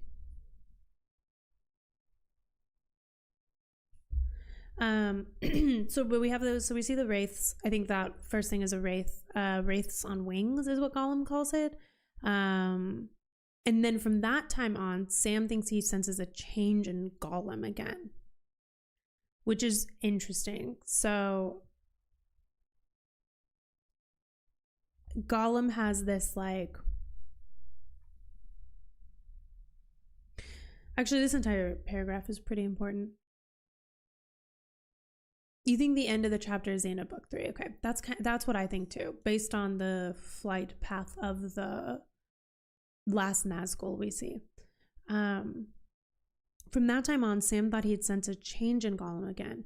He was more fawning and would be friendly, but Sam surprised some strange looks in his eyes at the time, especially towards Frodo, and he went back more and more into his old manner of speaking, and Sam had another growing anxiety. Frodo seemed to be weary to the point of exhaustion. He said nothing, indeed he hardly spoke at all, and he did not complain, but he walked like one who carries a load, the weight of which is ever increasing, and he dragged along, slower and slower, so that Sam had often to beg Gollum to wait and not to leave their master behind. In fact, with every step towards the gate of Mordor, Frodo felt the ring on its chain about his neck grow more burdensome. So this to me layers back to this theme of heaviness and darkness and like responsibility kind of weighing us down. And what was that line, that gray cloud that hung around Frodo? Even as he stood tall against Gollum, it's like that is becoming, I think, like darker and bigger and more encompassing of Frodo. Gollum probably felt something of the same sort, but what went on in his wretched heart between the pressure of the eye and the lust of the ring that was so near, and his groveling promises made half in the fear of cold iron, the hobbits did not guess. Frodo gave no thought to it. Sam's mind was occupied mostly with his master, hardly noticing the dark cloud that had fallen on his own heart. He put Frodo in front of him now and kept a watchful eye on every moment of his, supporting him if he stumbled and trying to encourage him with clumsy words. And this was really where I had brought this up earlier, but like this is where I think like in the moments where Frodo is in the darkness, or like where the darkness is like heavier for him, it's the people in Frodo's circle that continue to like hold him up. And like even they see him, they have empathy, they give him space to like be in the darkness, but like Sam is there making sure, keeping a watchful eye, supporting him, making sure he doesn't stumble, encouraging him, etc., etc. And like that's incredibly important, because if Sam wasn't there, I hate to think what Frodo's life would have become without the guidance and the like, almost like sometimes you just need a friend to turn the lights on for you. Sometimes you think you're in darkness and it's just that you've turned the lights off on yourself and you need a friend to switch that light back on and be like, no, buddy, I got you. I'm right here. Look around. This is the reality. And Sam is that here. And he's not necessarily like forcing Frodo to get out of this space. He's just kind of letting Frodo be there, but he's like holding Sam up, pushing him forward in the right way. And Tolkien is like this is actually the most, I think, direct Tolkien has ever been, in my opinion, because he's like, while the gray light lasted, they cowered under a black stone like worms shrinking, lest the winged terror should pass and spy them with its cruel eyes. The remainder of the journey was a shadow of growing fear in which memory could find nothing to rest upon. For 2 more nights they struggled on through the weary, pathless land, and then on the 5th morning since they took the road with Gollum. So 8 days and 2 chapters, essentially. Because we started 3 days past leaving the Fellowship. We're with Gollum for 5 days. Before them, dark in the dawn, the great mountains reached up to the roofs, smoke and cloud. So we see Mordor. Right? I guess it's Mordor. March 2nd, by my calculations, Gandalf and company come to adore us. The Entmoot is just finishing. Okay.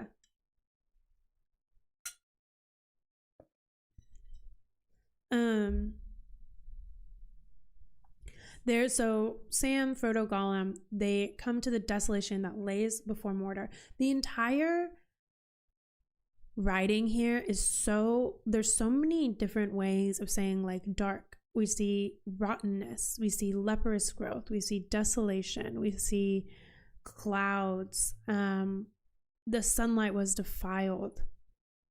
The hobbits had no welcome for that light, unfriendly it seemed, revealing them in their helplessness. little squeaking ghosts that wandered among the ash heaps of the Dark Lord. They're weary, slag, cursing. There's so many shadow. There's just so many like scary words. Juice, hi.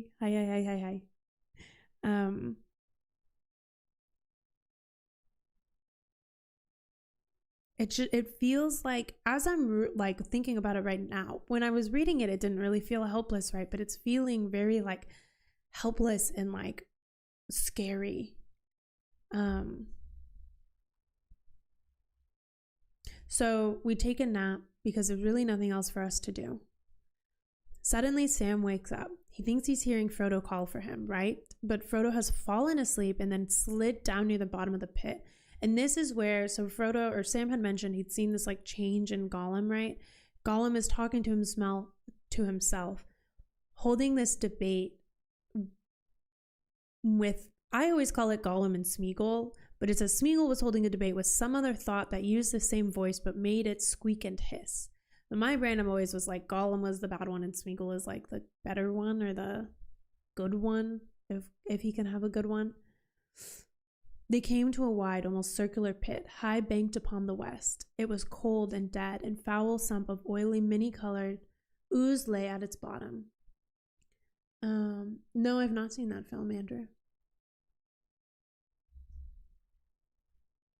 So this is Smeagol, Gollum. He's having this debate with himself. He's fighting himself. The closer we get,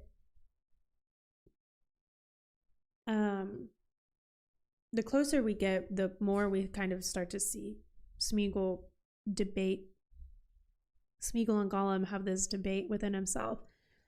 And what's interesting here is that he's like, we start to see the reality of this, that the precious holds the promise, but also that the master for Gollum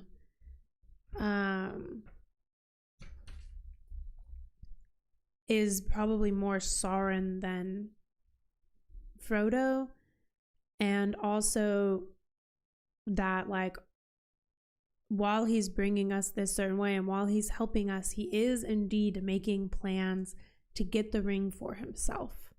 We want it. But, and here there was a long pause as if a new thought had awakened. Not yet, perhaps not. She might help. She might, yes. He sees, he knows, he heard us make silly promises against his orders, yes. Must take it. The wraiths are searching, must take it. Not for him. No, sweet one, see my precious, if we has it, then we can escape, even from him, eh? So Sam hears all of this, and Sam is like, okay, he is probably Sauron, but who is she? And Sam is also smart enough to like, it says something warned him to be careful and not reveal that he had overheard the debate. He lets out a loud sigh and he gives a huge yawn. So Sam wakes up, Gollum notices that he's awake, and he kind of like switches back to this more like manipulative version of himself. Nice hobbits, nice Sam. Sleepyheads, yes, sleepyheads. Leave good Smeagol to watch, but it's evening, dusk is creeping, time to go. High time, thought Sam, and time we parted too. Yet it crossed his mind to wonder if indeed Gollum was not now as dangerous turned loose as kept with them. Which is very interesting, because that's the whole reason we have Gollum with us, isn't it? Isn't it? Most people I know make that Gollum-Smeagol distinction, if for no other reason than ease of discussion. Yeah, because we never, I mean, as far as I've read, we don't get like any sort of like third name. And I think it makes sense that like the Gollum is like the withered away version of Smeagol, and Smeagol is more like, I don't know, good isn't necessarily the right word, because I do realize that like he's not good, he's not ever gonna be good, and was probably never good to begin with. Okay, so we've had the battle at Helm's Deep. Gandalf and Theoden leave Helm's Deep to go to Isengard. That's March 4th. Gollum, she might help. She might, yes. In the movie, these lines happen much, much later, right at the end of the second movie. Yeah. Yep. Yeah, because I know there's not... This is where we start to, like, lose timing with the movie, is this book, I believe. Somewhere around in this book. Okay, so we've got this, like, we've seen a lot of different changes, a lot of different growth. We've got Frodo, one, stepping into this responsibility that he has, and also, like, fading away. And Sam becoming, like, this beacon of light and direction for Frodo, even if not, like, being forceful about it.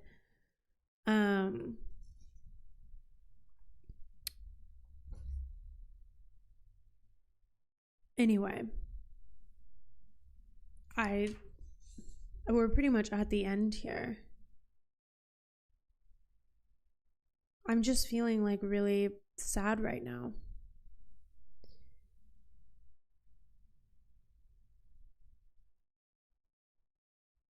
Come, he said, you have guided us well and faithfully. This is the last stage. Bring us to the gate, and then I will not ask you to go further. Bring us to the gate, and you may go where you wish, only not to our enemies. And then here's the end of this chapter. In the falling dusk, they scrambled out of the pit and slowly threaded their way through the dead land. They had not gone far before they felt once more the fear that had fallen on them when the winged shape swept over the marshes. They halted, cowering on the evil-smelling ground, but they saw nothing in the gloomy evening sky above.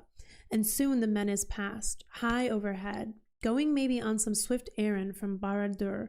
After a while, Gollum got up and crept forward again, muttering and shaking.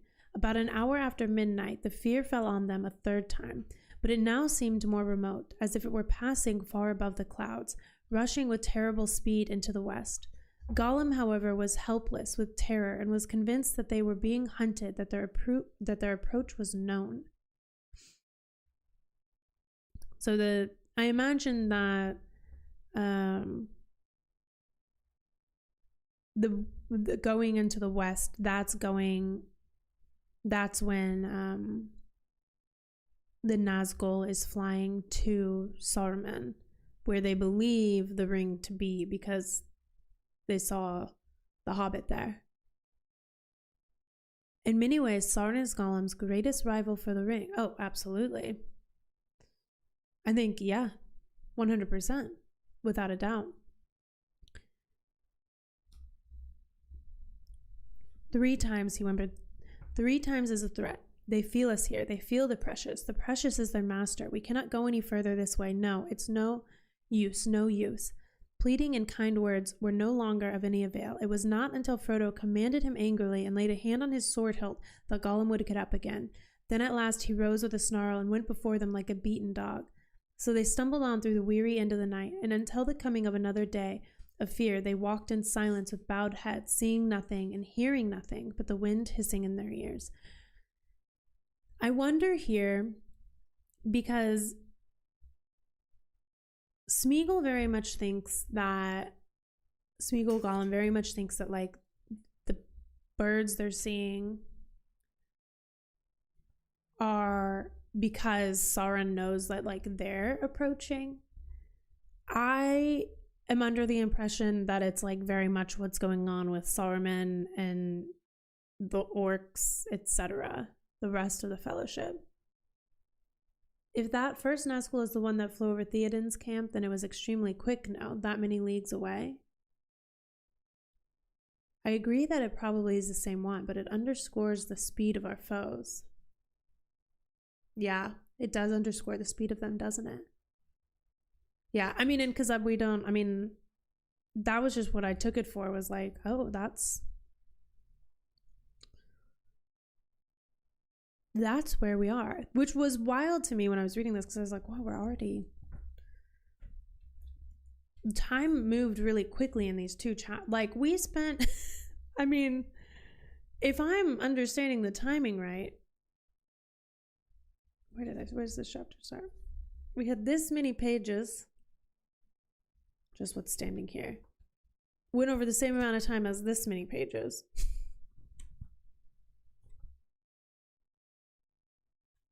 But I think that's correct. We did spread a great deal of days. It's just that, like, oddly enough, we didn't, each day was kind of like really summarized. But we did spend 8 days. Which does line up. It does make sense, but it is wild. It is a little wild to me. Okay, let me just see what you guys have put in the community section. Oh my god, that's not what I wanted. This. Okay.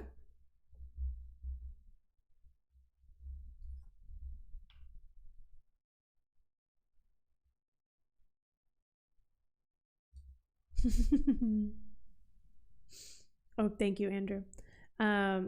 Okay, so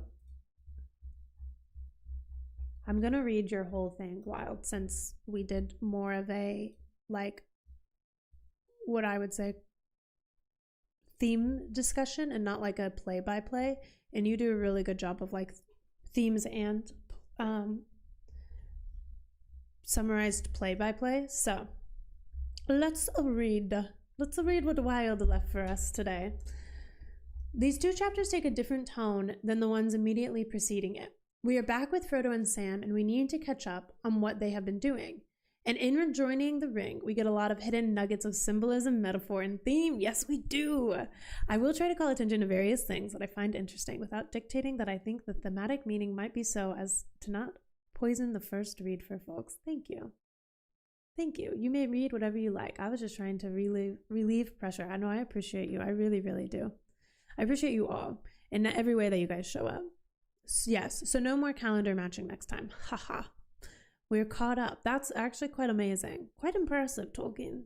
Because he can sometimes be quite lengthy, can't he?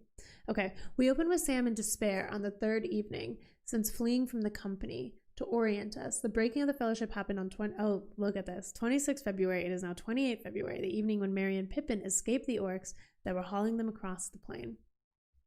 Much of this first chapter is dedicated to the bleak description of the Eamon Mule, which I will not dwell on, save to draw your attention to how much Frodo hates being exposed on the top of the cliffs. He feels watched and seen by his foes, which leads to his insistence on descending at the first reasonable chance that they get. We learn that they are, in all likelihood, being pursued by Gollum. They have heard him behind them, but they hope that they have successfully lost him by this time. Uh-oh. They bend around northward, following the line of the Eamon Mule, and turning away from whence they need to go. Frodo ultimately resolves to descend at a gully that they find and is turned back by a storm. Once the storm has ceased, they go down again by way of the elven rope that Sam has brought with him. At the bottom, they mourn the loss of the rope, which they can no longer bring with them. Are you a rider, Wild? Sam gives it a tug, and it comes down for him. Frodo laughs at the fastness of Sam's knot, but Sam believes in the magic of the elves, so to speak. That night, they capture Smeagol. This event comprises the smaller portion of the text in this chapter, but it contains much of the good stuff. Frodo saves Sam from meeting his end at the hands of Gollum, but then refuses to kill the wretch. Gandalf was right. Frodo pities Gollum. There's that theme of pity again, much to Sam's chagrin. Frodo insists that they will neither kill Gollum nor tie him up and leave him to rot. The hobbits will take Gollum with them.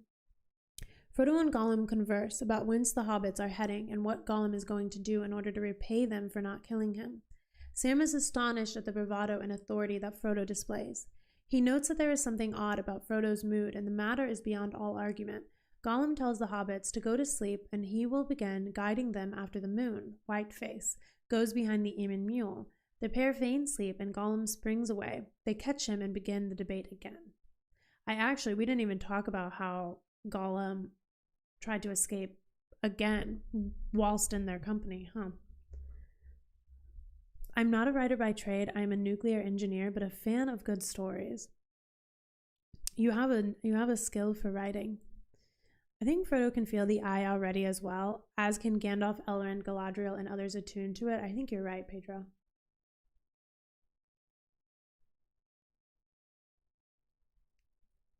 Read second Nazgul. It's the falling dusk of March 5 when the shape overflies us.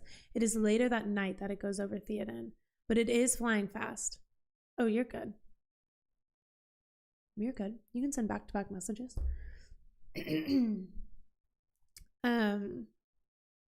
Gollum is seared by the elven rope. Something about the elvish touch makes it painful to him. He insists to be turned free. Frodo will not hear of it unless Gollum can swear an oath on which Frodo may trust. This leads us to the powerful discussion about swearing on the precious, capital P. Notice that Sam is again startled by Frodo's word and tone. He who knows Frodo best is shocked at his demeanor. I will draw your attention particularly to the paragraph where Frodo allows Smeagol to swear his oath. Frodo grows and Gollum shrinks. Frodo is a mighty lord and Gollum at his feet is a whining dog. Yet the pair are alike and not alien to one another. Such description is powerful, particularly in the middle of this event. It must mean something. I didn't take note or discuss enough the not alien to one another, because again, something that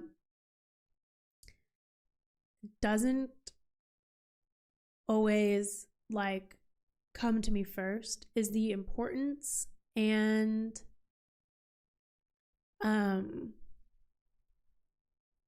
necessity for Frodo to feel that pity for Gollum, and that for Frodo to feel like any withering away of himself into the darkness he can come back from. So the fact that they're not alien to each other, even at strength and weakness, big and small, that is really important, isn't it?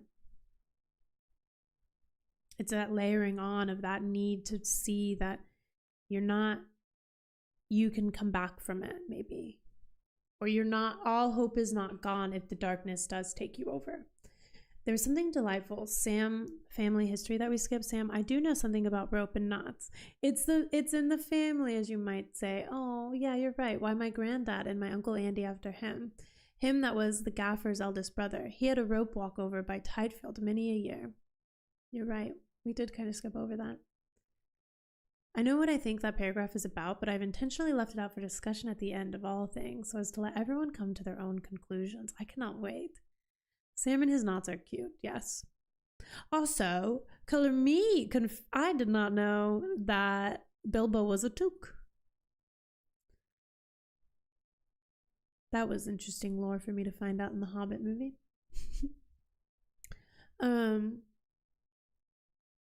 Okay. With the oath sworn, a significant change comes over Smeagol, and he is thenceforth eager to help them. He leads them on the safe path through the marsh towards Mordor. Smeagol leads them all night until they come to the edge of the gully just before daybreak. Smeagol insists on hiding from the sun, Yellowface, so that he cannot be seen. The others agree to a rest. Frodo offers their guide food, who hisses and spits it out. Frodo mourns that the food would do Smeagol good, but then reflects. But perhaps you cannot even try. Not yet, anyway. Symbolism, metaphor, and theme alarm bells should be going off right about now. Yep. Yes. The distinct goodness, I think, in the elves, as is my perception of it, is very prevalent to me, and the fact that the not yet anyway is what really strikes me there the most, because it's you can't, maybe one day you will be able to invite this goodness back into you, but not today. Plus, Smeagol's people were related to hobbits, being one of the ancestral groups of the hobbits of the Shire. Yes, they were, weren't they? Yes, they were. I like the new time as a European. It will be easier to get online to join, as the old time was at midnight for me. Yeah, Dag, I was hoping to be a little more European friendly. That was part of the influence, because I do know that we do have a great bit of EUers. EUers? I don't know if that's the way I should refer to Europeans. or those in the European time zone. We're just going over the I might push it back 1 more hour, but we'll see. I think I'll keep next week at 2:30 and then do like a readjustment, an official readjustment that will stay steady for the new year, because we only have 1 more meeting in December, and that's next Monday. Because then the following Monday is December 25th, which is Christmas, and I will be with my family that day in California. Okay. So the 3 of them tackle the swamp. It is an unforgiving place. Smeagol tells us of the battle long ago that created the dead marshes. We learn about the candles lit by the dead and how the dead may not physically be present at all. I infer from Sam's attitude towards Smeagol that he believes their guide once attempted to eat one of the corpses, though that is not wholly clear. That flew over my head, but actually, that makes total sense. That Gollum would have tried to eat a corpse in the water. Then it happens, and Nazgul flies overhead. Smeagol seems to sense its approach, sniffing at the air and hissing in displeasure. Sam misinterprets this, thinking the bog is disgusting. We get surprisingly little detail here. Yes, we do. Just that it flew faster than the wind. The hobbits and their guide fall face first into the muck, but the dark shadow wheels around and passes low, directly overhead. It then returns to Mordor. Smeagol is overcome by a fit. The ring wraith had certainly seen them and was off to report to its master. What exactly the Nazgul saw, though, is unclear. Strider told us at Weathertop that they cannot see in the traditional sense. They live in the wraith world, and they cannot see well in ours. However, their steeds certainly have eyes and can help them. And if this Nazgul saw everything, as Smeagol claims, then surely he would have come down and seized the ring then and there. I postulate that this particular ring wraith was merely aware of the anomaly that was 2 hobbits and a 3rd skulking creature making their way through the marshes, which was unusual. Then he abandoned his scouting mission and turned to report to Barad-dûr. Yes, that I was very curious about this moment too, because, sorry that Stream Elements is wrong. Meeting is, I forgot to update it. Whatever next Monday is. Whatever a week from today is. And we're doing chapters 3 and 4. Plus, yes, okay.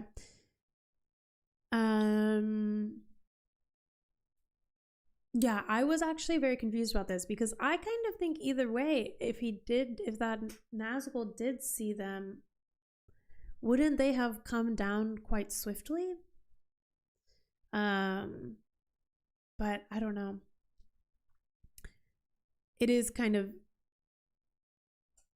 it really isn't clear either way what they saw. Maybe we find out eventually, though. After the Nazgul flies past, Sam seems to notice a change in both Smeagol and Frodo.